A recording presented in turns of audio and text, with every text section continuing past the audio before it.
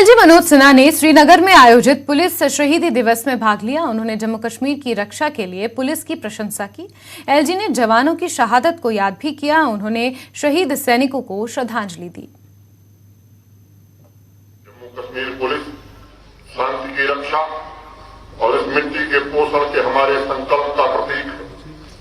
मैं सभी वीर जवानों से कहना चाहता हूं कि देश की एकता और अखंडता को बनाए रखना, आम जनता को भयमुक्त वातावरण प्रदान करना, यही हमारा संकल्प और यही हमारा मिशन होना चाहिए।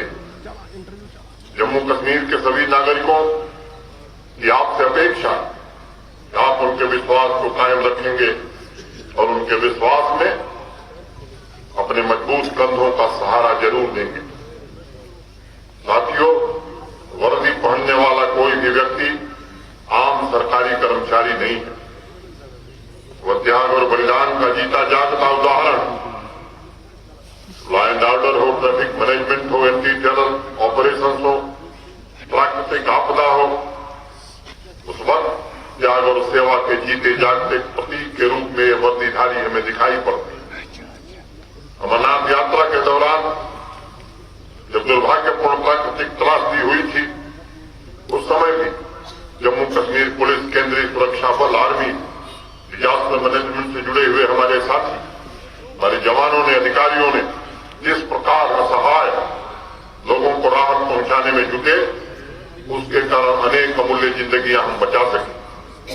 उसकी प्रशंसा के लिए मेरे पास कोई शब्द नहीं।